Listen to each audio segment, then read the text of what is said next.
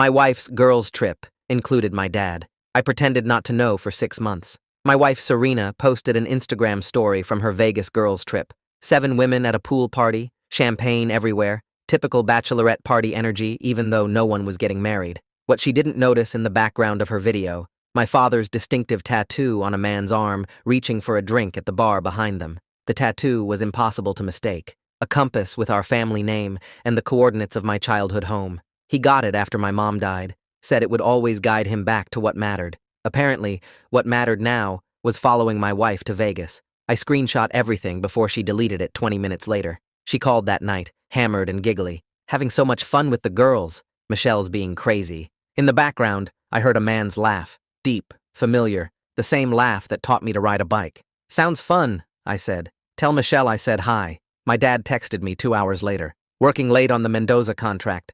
Might need to stay overnight in the city. The Mendoza contract closed 3 months ago. I decided to document everything without confronting them.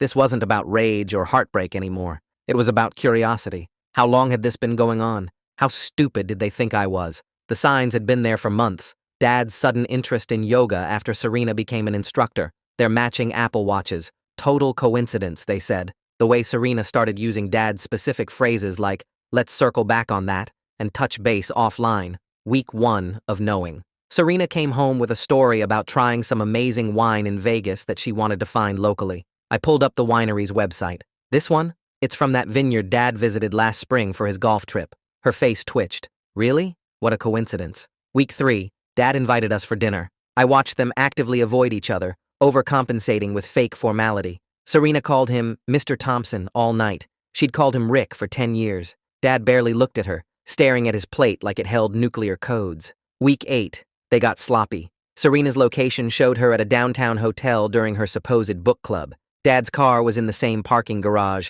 His GPS still synced to my phone from when I helped him set it up. I started leaving breadcrumbs to see if they'd notice. Put Dad's favorite coffee in our kitchen. Serena made it perfectly without asking how he liked it. Left a Father's Day card on the counter in January. She moved it to my office without questioning why it was there. Week 12. Family dinner for my birthday. My brother flew in from Seattle. My sister brought her new boyfriend. Dad and Serena sat at opposite ends of the table like magnets repelling each other. My brother pulled me aside. Is it just me, or is Dad acting weird around Serena? You notice too? I said, loud enough for both to hear. They both choked on their drinks. Week 16. Serena started therapy for her anxiety. Dad joined a gym for his health. They were building alibis for their guilt, creating cover stories for their behavior changes. I started couples counseling with Serena, told the therapist I felt like she was hiding something. Serena cried, said she felt so guilty about keeping secrets. The therapist encouraged her to open up when ready. Serena promised she would soon. That night she texted Dad.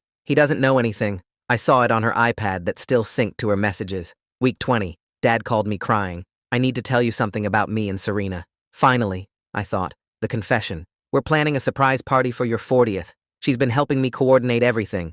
I know it's months away, but we wanted it perfect. The lie was so elaborate, so unnecessary. They'd rather fabricate an entire party than admit the truth. Week 24. I filed for divorce and sued my father for alienation of affection. Served them both at the surprise birthday party they'd actually planned, using it as cover for their affair. The room full of friends and family watched Serena open the envelope. Dad's face went from confused to horrified as he read his summons. The party banner reading, "Surprise," became inadvertently perfect. You knew? Serena gasped. I pulled up her deleted Vegas video on the TV, zoomed in on Dad's tattoo. Since day 1, Dad stammered. But you never said anything. I wanted to see how long you'd lie to my face. 6 months. You both lied to my face for 6 months. My brother stood up. What the hell is going on? Ask Dad about his Vegas business trip. Or Serena about her book club at the Marriott. The room exploded. My sister threw wine in Dad's face. My brother had to be physically restrained. Serena's parents looked ready to commit murder. Serena tried to explain. We didn't mean for it to happen. You planned an entire fake party to cover for it. That seems pretty intentional. Dad reached for me. Son, please. Full story, linked below. I stepped back from his reaching hand. The party guests stood frozen, processing what they'd just witnessed. My sister was still dripping with the wine she'd thrown, her face twisted in disgust. My brother's girlfriend held him back, whispering urgently in his ear. Serena's mother broke the silence first.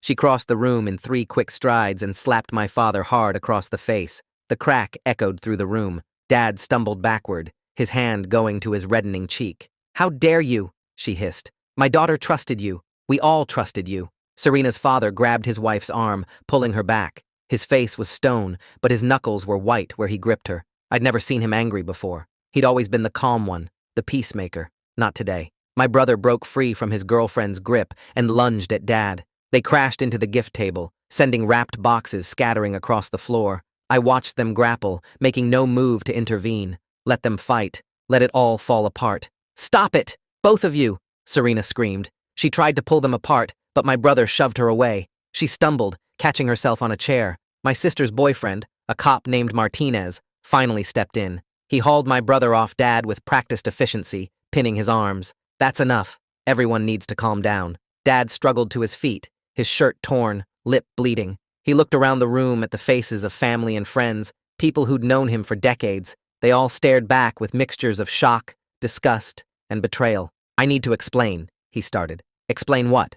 My aunt, his own sister, stepped forward. "Explain how you could do this to your own son? Explain how you could destroy your family for what? SX? It wasn't like that," Serena interjected. "We fell in love. We didn't mean for it to happen." My brother laughed, bitter and sharp.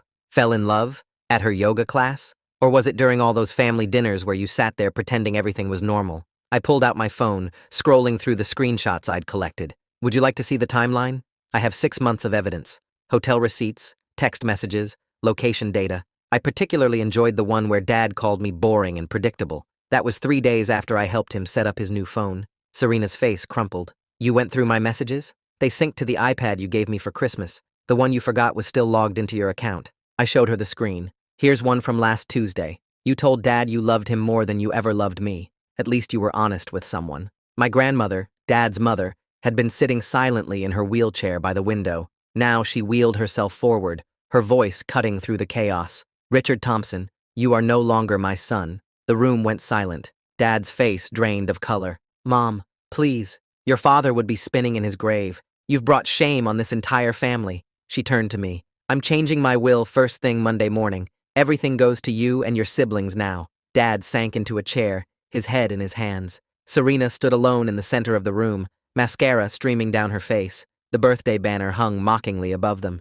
"We should go," Serena's father said quietly. He took his wife's hand, then looked at me. "We'll help however we can with the divorce. This is unforgivable." People started filing out, unable to look at Dad or Serena. My cousins, my parents' friends, neighbors who'd known us since I was a kid. They all left with mumbled excuses and avoided eye contact. Within minutes, the room had mostly emptied. My brother sat on the couch, holding an ice pack Martinez had gotten from the kitchen. His knuckles were already swelling. 6 months? You knew for 6 months and didn't tell me? What would you have done? I asked. Struck the shit out of him sooner. He glared at Dad. How could you? Your own son's wife? Dad finally looked up. His face was haggard, aged 10 years in 10 minutes. I don't expect you to understand. You're right. I don't understand. I will never understand. My brother stood. I'm done. Don't call me. Don't text me. You're dead to me. He left with his girlfriend. My sister followed shortly after, but not before dumping the rest of the wine bottle over Dad's head. That's from Mom,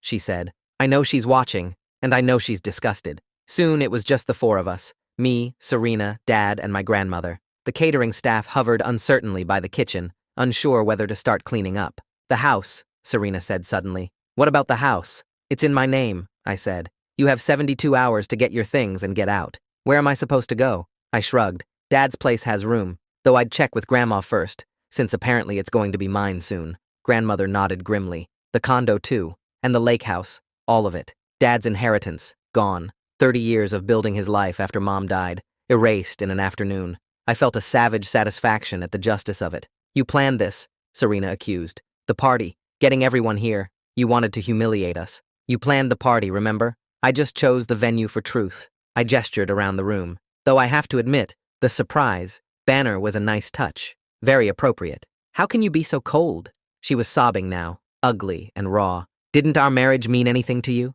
Ask yourself that question. You're the one who was texting my father I love you while sleeping in my bed. We never meant. Stop saying that. You made choices. Every day for 6 months you chose to lie. You chose to betray me. You chose him. I turned to my father. And you chose her over your family. Now live with it. I headed for the door, then paused. Oh, and Dad? That compass tattoo? The one about always finding your way back to what matters? Turns out what matters to you is screwing your son's wife. Mom would be so proud. I left them there in the ruins of the party, surrounded by scattered gifts and broken relationships. The catering staff could clean up the physical mess. The rest was their problem now.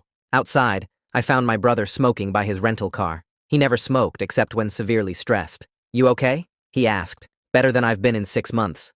I meant it. The weight of carrying their secret, of pretending not to know, had been crushing. Now, it was over.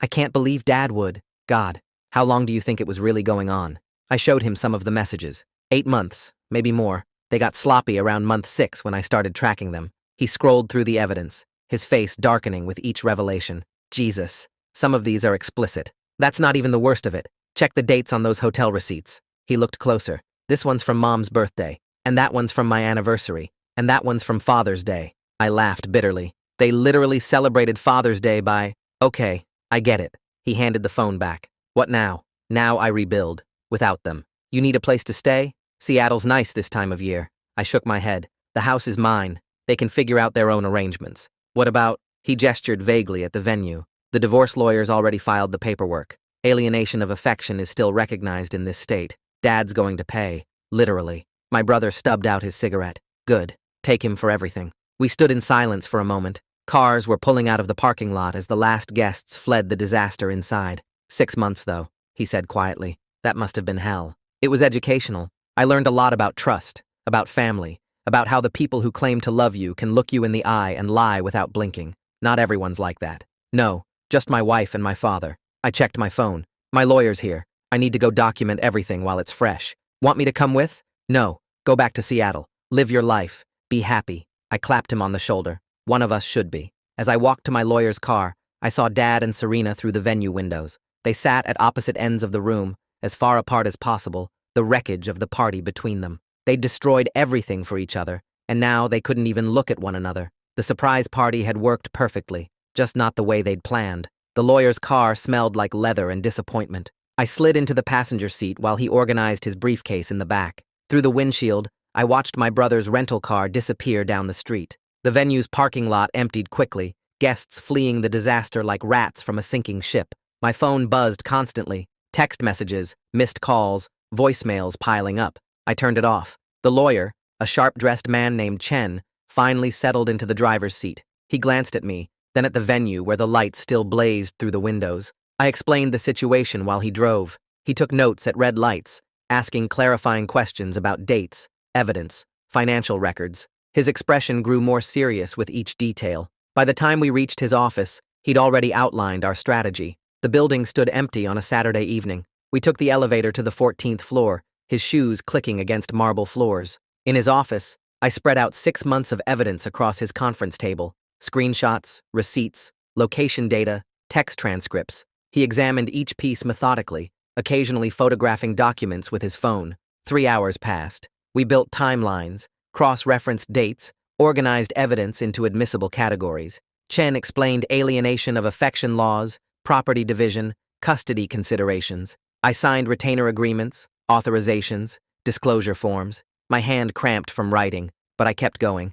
Around midnight, Chen leaned back in his chair. He'd removed his jacket hours ago, sleeves rolled up, coffee cups accumulating on the table. He looked at me with something between pity and admiration. I recognized the expression, the same one people gave cancer patients who kept showing up to work during chemo. We scheduled meetings for the following week. Chen would file the paperwork Monday morning, serve papers by Tuesday. He suggested I document any attempts at contact, change passwords on all accounts, secure important documents. I nodded along, making mental lists. The drive home felt surreal. Empty streets, traffic lights blinking yellow, the city asleep while my world burned. I passed the hotel where Dad and Serena met during her fake book clubs, the parking garage where I'd tracked their cars, the yoga studio where it probably started. My house sat dark except for the porch light.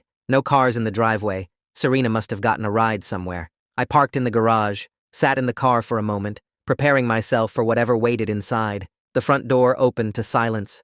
No scattered belongings, no angry notes, no dramatic gestures, just empty spaces where Serena's things used to be. Her yoga mat gone from the corner, her shoes missing from the rack. The coat closet held only my jackets. I walked through each room, cataloging absences, The bathroom counter cleared of her products, her jewelry box gone from the dresser, the closet half empty, hangers swaying slightly from recent disturbance. She'd been surgical, taking only what was clearly hers. In the kitchen, I found a note on the counter, her handwriting, careful and precise. I crumpled it without reading and threw it in the trash. Whatever she had to say could wait for lawyers. The house felt larger without her presence. Sounds echoed differently. The refrigerator's hum seemed louder. I made coffee, even though it was past midnight. Sat at the kitchen table where we'd eaten thousands of meals together, where she'd perfected making Dad's favorite coffee without me teaching her. My phone, when I finally turned it back on, showed 47 missed calls, 23 from Serena, 18 from Dad, 6 from various family members. I deleted the voicemails without listening, blocked both their numbers. The silence felt better than their excuses would. Sunday arrived with blazing sunshine that felt inappropriate for the circumstances. I woke on the couch, still dressed from the night before, coffee cold on the table, neck stiff from the awkward position. The doorbell rang before I could fully orient myself. My sister stood on the porch with grocery bags and a determined expression. She pushed past me without invitation, heading straight for the kitchen. I followed, watching her unpack eggs, bread, orange juice. She started making breakfast without speaking, movements efficient and angry. We ate scrambled eggs in silence. She'd brought enough food for a week, apparently planning to monitor my eating habits. After breakfast, she helped me gather Serena's remaining belongings. We found things in strange places: her passport in the garage, old photos in the attic, a box of letters in the basement. The letters were from the early days of our relationship. Love notes, birthday cards, anniversary messages. I started to read one, then handed the box to my sister. She took it outside to the trash without comment. By afternoon, we'd sanitized the house of Serena's presence. My sister had brought boxes, labels, packing tape. We worked methodically, room by room. She asked no questions about the affair, the evidence, the confrontation, just helped me erase 13 years of marriage from my living space. Martinez arrived around dinner time with pizza and beer. He'd changed from his uniform into jeans and a t-shirt, looking uncomfortable in civilian clothes. We sat on the back deck, eating straight from the box, watching the sunset paint the sky in shades of betrayal. He told me about the paperwork from the party venue, statements from witnesses, documentation of the altercation. Nothing serious enough for charges, but enough for records. He'd made sure the reports reflected the circumstances accurately. Professional courtesy, he called it. My brother called from Seattle while Martinez was there. Speakerphone on the deck table, his voice tinny and distant. He'd been fielding calls all day from extended family.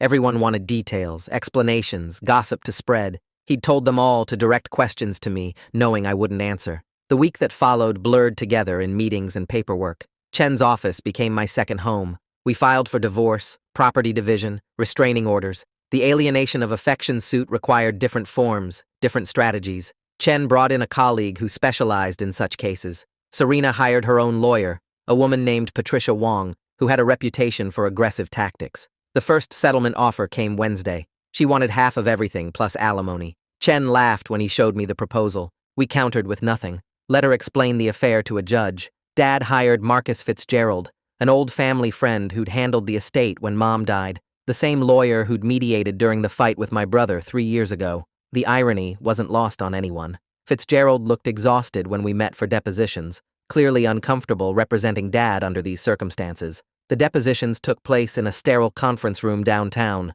court reporter typing every word, video camera recording everything. Serena wore a conservative dress I'd never seen before, hair pulled back, makeup minimal, playing the victim already. Her testimony painted me as cold, distant, emotionally unavailable. She claimed loneliness, neglect, a marriage that existed only on paper. When asked about the affair, she cried prettily, talking about finding comfort, making mistakes, never meaning to hurt anyone. Dad's deposition was worse. He painted himself as the supportive father figure who got too close while trying to help, claimed the physical relationship only started recently, lied about Vegas, said he was there for a conference, lied about the hotel meetings, called them lunch discussions about my birthday party. I gave my deposition last. Chen had prepared me well. Stick to facts, avoid emotion, let the evidence speak.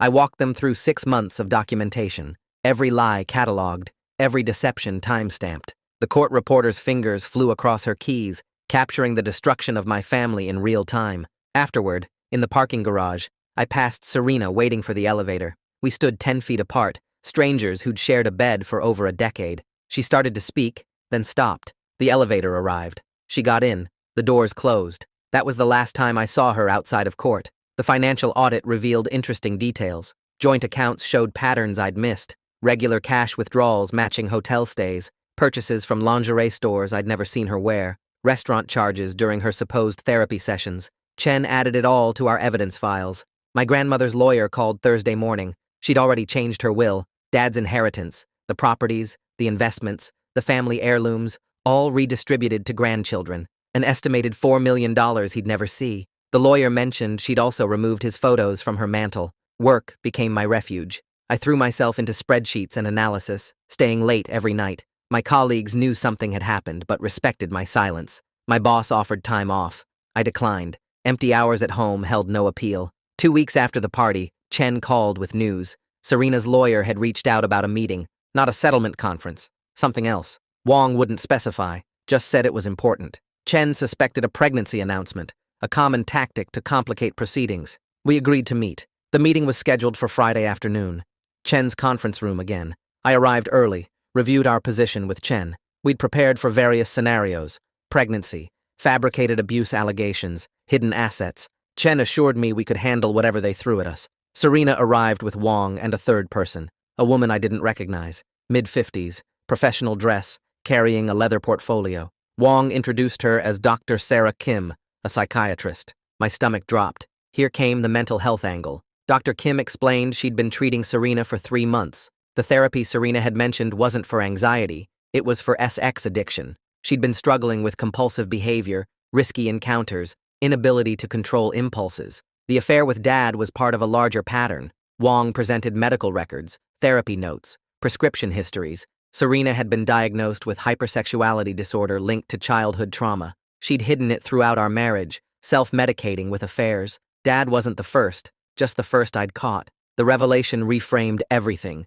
Every business trip she'd taken, every girls' night out, every yoga retreat. How many others had there been? Dr. Kim mentioned Serena had admitted to at least 12 partners during our marriage. Dad was number 13. Chen kept his expression neutral, but I saw his pen moving rapidly across his legal pad. This changed our strategy completely. Serena's lawyer was trying to use mental illness as a shield, make her sympathetic, but it also opened doors for us. Fraud, intentional infliction of emotional distress, questions about her fitness for any potential custody issues. I sat there absorbing this information while Serena stared at the table. 12 affairs. 12. Our entire marriage had been a lie from the start. The woman I'd loved, built a life with, planned a future with, she'd never existed. Just a character she played between encounters with strangers. Wong proposed a different settlement structure. Serena would forfeit claims to alimony in exchange for a larger property settlement. She needed intensive treatment, possibly residential. The house sale could fund her recovery.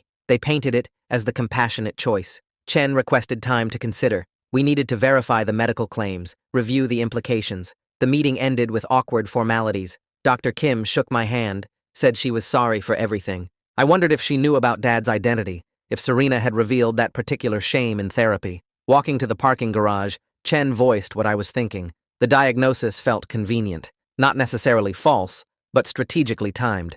SX addiction was real, but also difficult to prove or disprove. We'd need our own experts, independent evaluations. That weekend, I met my brother at a bar downtown. He'd flown in from Seattle again, concerned about my isolation. We drank whiskey and avoided talking about family. He mentioned work, his girlfriend, plans to propose soon. Normal life continuing while mine imploded. After 3 drinks, he finally asked about the meeting with Serena's lawyer. I told him about the diagnosis, the 12 affairs, the treatment proposal. He stared at his glass for a long moment, processing. Then he signaled the bartender for another round. We drank until the bar closed, stumbled to his hotel, ordered room service, sobered up with coffee and greasy food. He crashed on the bed while I sat by the window, watching the city lights blur through exhausted eyes. Somewhere out there, Serena was sleeping. Dad was sleeping. The wreckage of our family scattered across the city. Sunday brought an unexpected visitor. Dad's brother, Uncle Tom, appeared at my door with a 6-pack and an apologetic expression. He'd driven 3 hours from his farm, compelled by family duty to check on me. We sat on the back deck, drinking beer in the afternoon sun. Tom had always been the quiet brother, married 35 years to his high school sweetheart, 3 kids, all successful, the stable one while Dad chased dreams and schemes. He didn't defend Dad, didn't make excuses, just sat with me in solidarity, occasionally shaking his head at the waste of it all. He told me about calls from Dad, desperate attempts to explain himself, how he'd fallen for Serena gradually, fighting it at first, how they'd bonded over caring for me, worrying about my work stress, how one night after I'd canceled dinner plans again, they'd had wine and talked too long and crossed a line. The story sounded rehearsed, crafted to minimize blame. Tom didn't buy it either. He'd seen Dad's patterns before, the way he'd pursued Mom when she was dating his friend, the affairs during their marriage she'd pretended not to know about, the women at her funeral eyeing each other suspiciously. Before leaving, Tom hugged me awkwardly,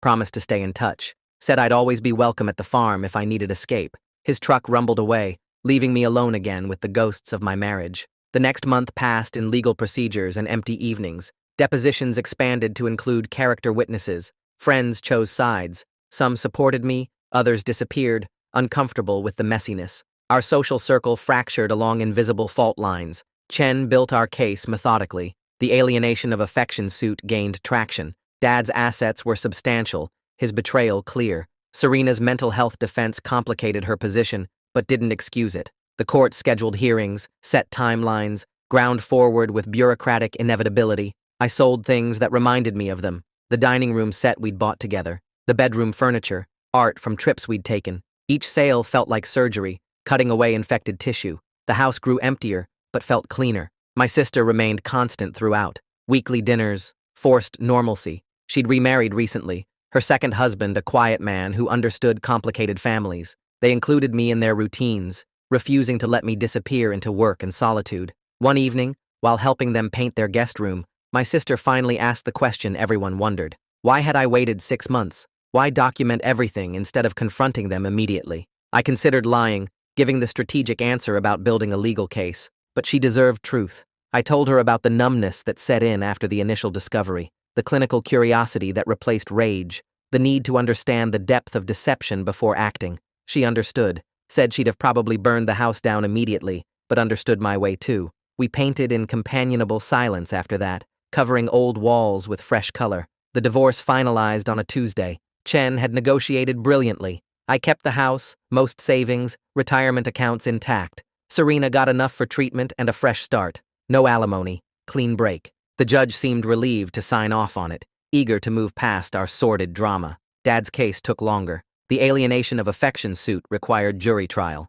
Chen prepared meticulously, organizing evidence into a narrative of betrayal. Fitzgerald tried various defenses, but the facts were too clear. The jury deliberated for 2 hours. The verdict came back in my favor. Substantial damages, though less than Chen had hoped. Enough to hurt Dad financially, force him to sell properties. Grandmother's disinheritance had already done worse damage. He'd lost more than money. He'd lost his identity as the successful son who'd made Mom proud. After the verdict, Dad approached me outside the courthouse, older-looking, grayer, diminished. He started to speak, but I walked past him to Chen's car. Whatever he needed to say, I didn't need to hear. Some bridges, once burned, weren't worth rebuilding. The months after the verdict crawled by in a haze of paperwork and empty rooms. I kept the house but sold most of the furniture, each piece carrying memories I didn't want to preserve. The dining room where we'd hosted family dinners became an empty space with marks on the hardwood where chair legs had rested for years. Work consumed my days.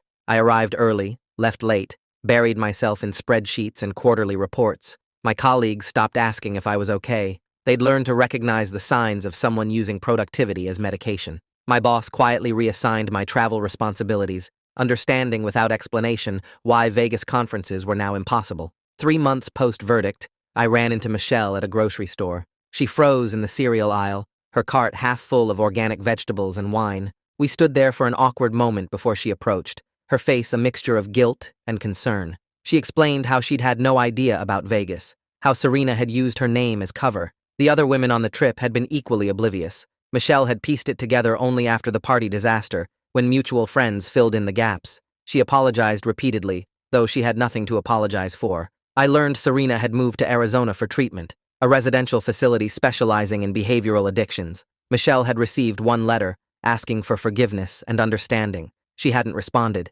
Neither had any of their other friends. Serena had burned every bridge in her pursuit of whatever she'd been chasing. Dad's situation proved more complicated. The financial hit from the lawsuit forced him to sell the family home, the house where I'd grown up, where Mom had planted roses in the backyard, where we'd celebrated 30 years of Christmases. A young couple bought it, planning to raise their children there. I drove by once and saw them painting the shutters a different color. Uncle Tom called occasionally with updates. Dad had moved into a small apartment downtown, taken a part-time consulting job to supplement his reduced assets. He'd aged visibly, Tom said. Stopped playing golf, stopped attending family gatherings. Even Tom's wife, who forgave everyone everything, couldn't bring herself to invite him for holidays. My siblings maintained their distance. My brother changed his phone number, made it clear through Tom that Dad shouldn't attempt contact. My sister went further, legally changing her last name to her husband's. She wanted no connection to the Thompson legacy Dad had tainted. The house felt different as seasons changed.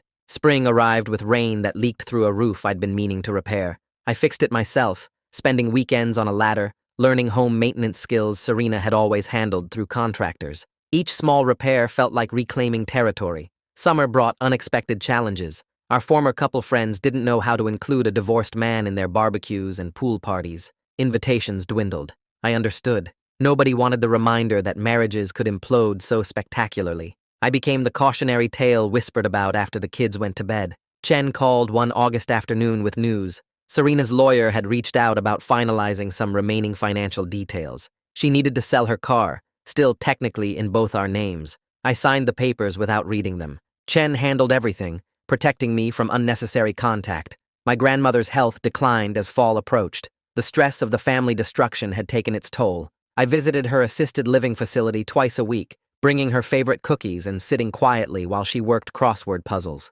She never mentioned Dad, but I noticed she'd replaced his photos with pictures of just the grandchildren. One visit, she grabbed my hand with surprising strength. Her eyes, clouded with age, focused intently on mine. She squeezed once, firmly, then returned to her puzzle. No words necessary, just acknowledgement of shared loss and the burden of carrying on. The holidays loomed like a threat. Thanksgiving required careful orchestration. My sister hosted, explicitly stating Dad wasn't welcome. We ate turkey and pretended the empty chair didn't exist. My brother called from Seattle, claiming work obligations. We all knew he just couldn't face the first major holiday with our family tree pruned so drastically. December brought unexpected mail, a card with no return address, Phoenix postmark. Inside, Serena's handwriting. I'm sorry, getting help. Hope you find peace. No signature. I stared at it for a long moment, then fed it to the fireplace. Some apologies came too late to matter. Christmas passed in a blur of forced cheer. My sister's kids didn't understand why Grandpa Rick wasn't there, why Aunt Serena had disappeared. We crafted age-appropriate explanations about grown-ups sometimes needing space. The older one, perceptive at 8, didn't buy it, but stopped asking. New Year's Eve found me alone by choice. Friends had offered invitations, but celebrating felt false. I watched the ball drop on TV, nursing a single beer, thinking about how different life looked compared to 12 months ago. The clock struck midnight. Nothing changed. Time just kept moving. January brought a surprise encounter. Gloria Martinez, the night shift nurse from the hospital, appeared at my coffee shop one morning. She recognized me first, approaching with the same direct manner I remembered from the emergency room visits years ago. She asked how I was doing with genuine concern. Something about her presence, the way she'd seen our family at various vulnerable moments over the years, made me answer honestly. I told her about the divorce, the lawsuit, the family destruction. She listened without judgment, occasionally nodding. When I finished, she shared her own story. A husband who'd gambled away their savings, a daughter who'd struggled with addiction, a son who hadn't spoken to her in 5 years over money. Life's cruelties weren't unique, she said.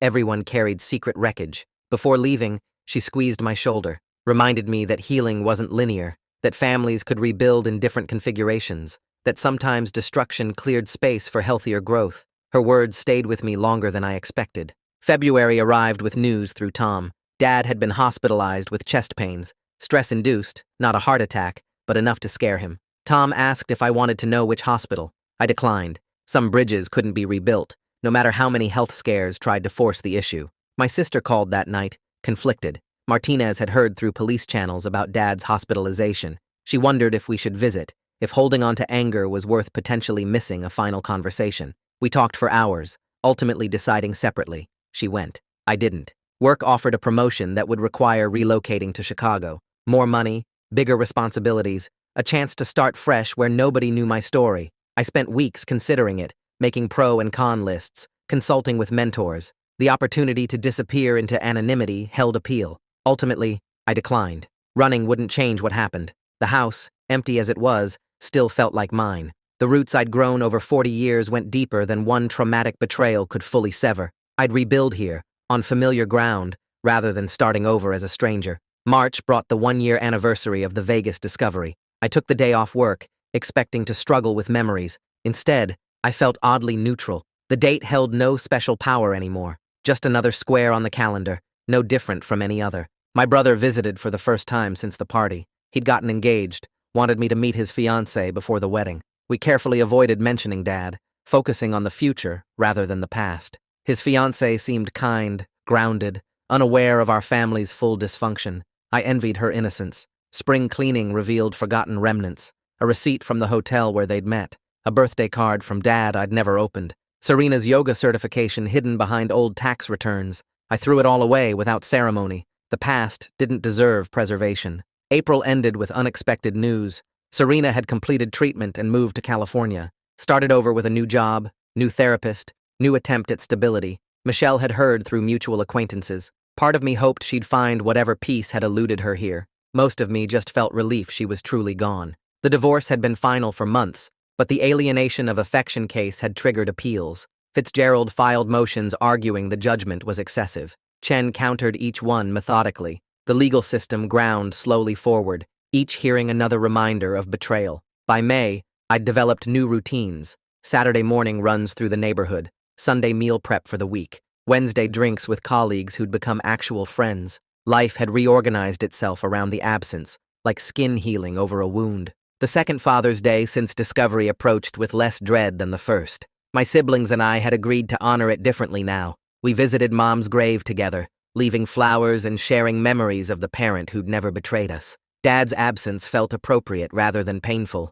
June brought the final legal resolution. The appeals court upheld the original judgment with minor modifications. Dad would pay over time, the amount adjusted but still substantial. Chen called it a victory. I called it an ending. The last official connection between us reduced to payment schedules. I started dating again, tentatively. A woman from my running group who didn't know my history. Coffee became dinner, became regular weekend plans. She had her own baggage, a messy divorce, shared custody challenges. We understood each other's caution, moved slowly, built something careful and honest. One evening, she asked about my family. I gave the abbreviated version. Parents gone, siblings distant but connected, typical modern complications. She accepted it without pushing. Everyone had stories they weren't ready to tell. Maybe someday I'd share the whole truth, maybe not. The house gradually filled with new things. Furniture I chose myself, art that reflected my taste alone, plants I had to learn to keep alive. Each addition made the space more mine, less theirs.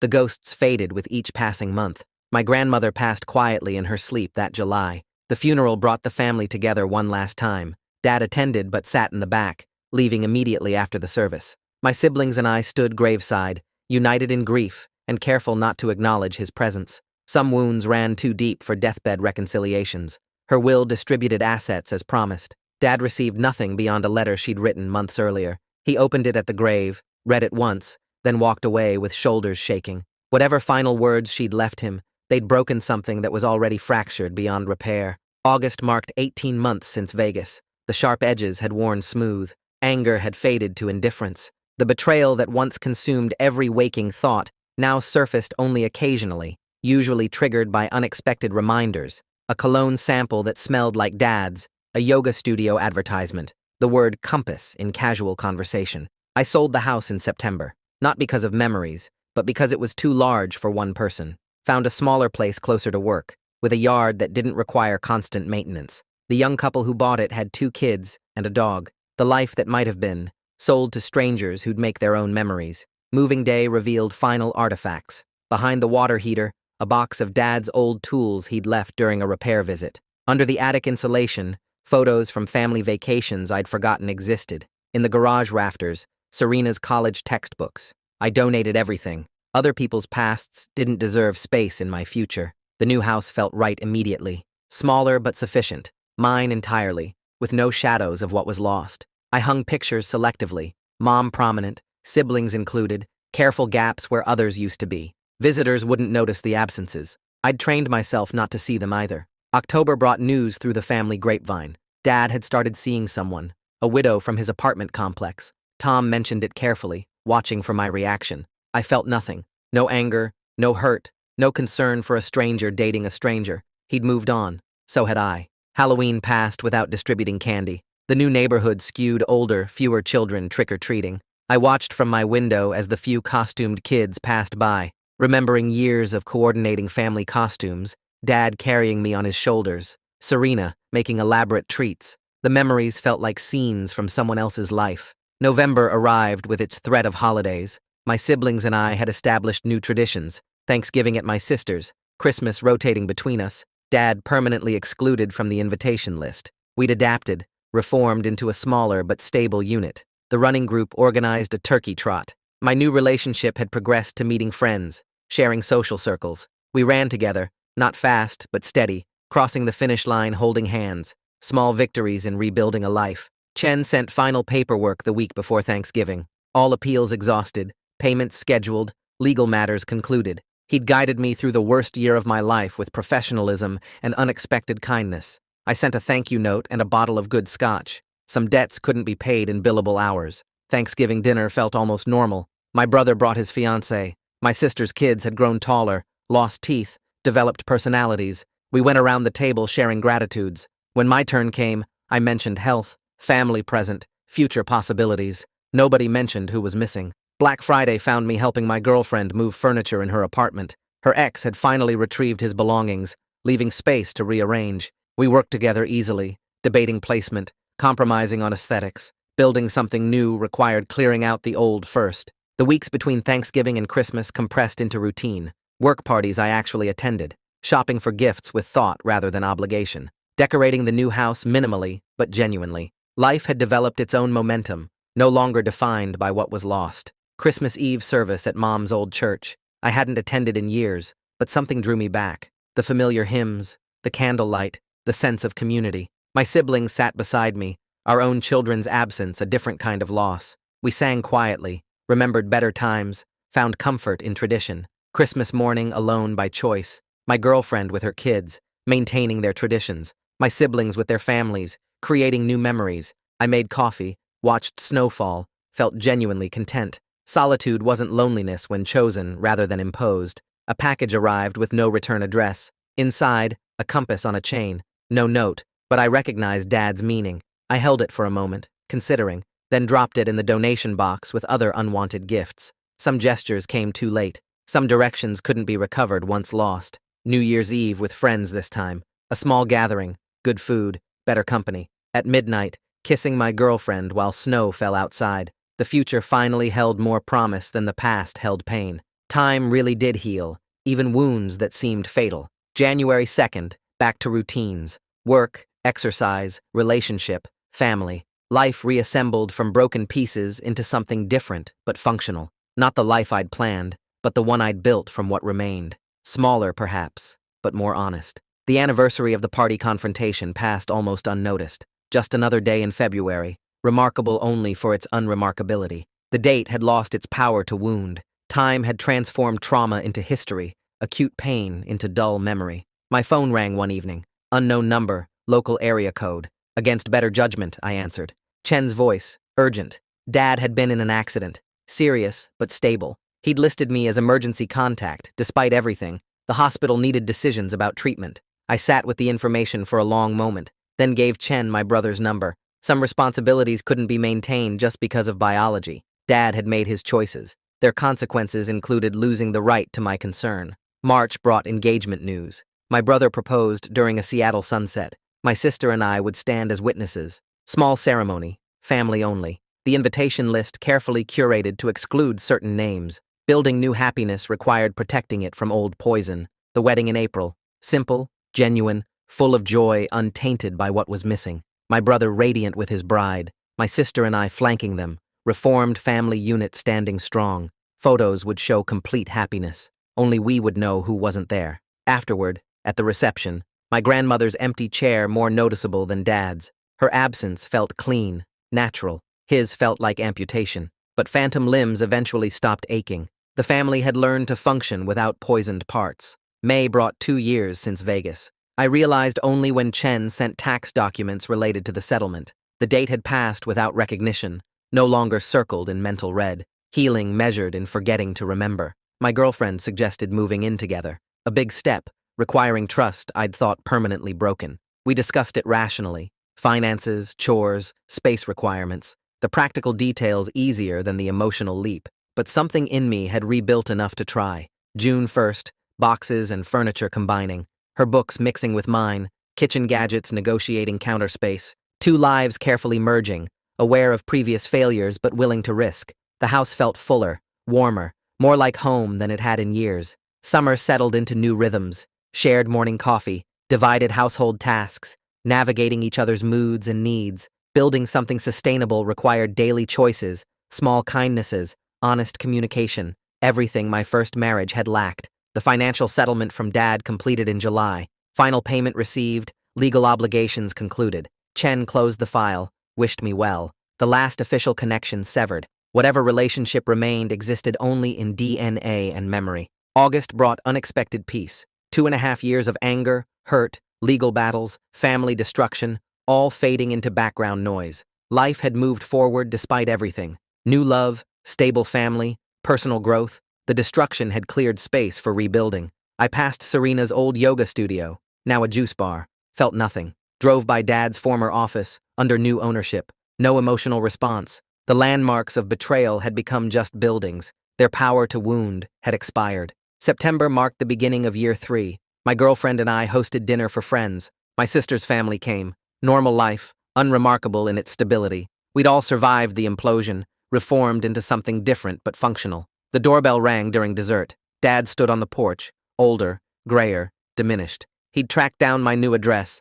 driven over uninvited. Behind him, the woman Tom had mentioned. She looked nervous, uncertain why her boyfriend's son wouldn't welcome them. I stepped outside, closed the door behind me, told him he wasn't welcome, that some choices had permanent consequences, that showing up didn't erase betrayal. His girlfriend's confusion turned to understanding as she pieced together what he'd done. They left without argument. Dad's shoulders slumped but accepting. He'd tried. I'd refused. Both of us playing our assigned roles in the aftermath. Some stories didn't get happy endings. Some relationships couldn't be salvaged. Back inside, nobody asked about the interruption. They'd recognized his voice, understood my choice. The dinner continued, warm and full of laughter. Family redefined by loyalty rather than blood. Later, helping with dishes, my girlfriend squeezed my hand. No questions, just support. She'd learned my boundaries, respected my need to protect what we'd built. The past wouldn't be allowed to poison the future. That night, lying in bed, I felt the last weight lift. Dad's attempted reconciliation had tested my resolve. I'd passed. The anger was gone, replaced by indifference. The opposite of love wasn't hate. It was nothing. Morning came with its routine comfort. Coffee, shower, work preparation. My girlfriend humming in the kitchen. Plans for the weekend. Life continuing its forward motion, no longer haunted by what was lost. The story could end here. Betrayal discovered, consequences delivered, life rebuilt. Not perfectly, but sufficiently. The family tree pruned of diseased branches, smaller but healthier. New growth beginning where old growth was severed. But stories don't really end. They just stop being told. Somewhere, Dad lived with his choices. Serena battled her demons. My siblings and I carried forward, damaged but determined. Life continued its messy, imperfect progression. The compass tattoo that once guided Dad home had led him astray instead. But I'd found my own direction without inherited navigation, built my own definition of family, success, happiness. The coordinates of my life no longer included them.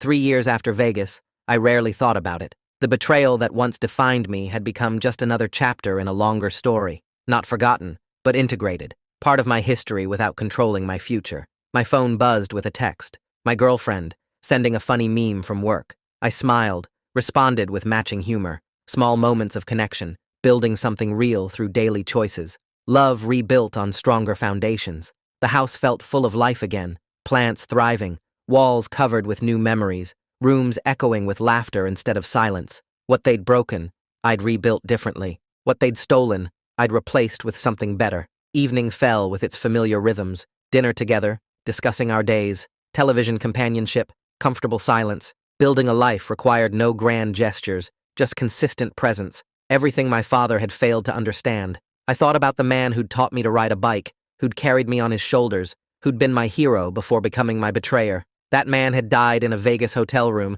replaced by a stranger who shared his face. The grief for that loss had finally processed, not for who he became, but for who he'd been. The father I'd loved existed only in memory now. The man who'd stolen my wife was someone else entirely, unworthy of my pain. My girlfriend called from the kitchen, asking about weekend plans. I joined her, discussing options, making decisions together. Building a future required letting go of the past. I'd finally learned the difference between moving on and running away. The compass pointed forward now, to possibilities rather than pain. The coordinates of home no longer included those who'd chosen betrayal over family. I'd found my own true north, guided by lessons learned from their failures. Tomorrow would bring its own challenges. Next month, next year, the ongoing work of living. But tonight, in this house, with this person, in this life I'd rebuilt from ruins, tonight I was home.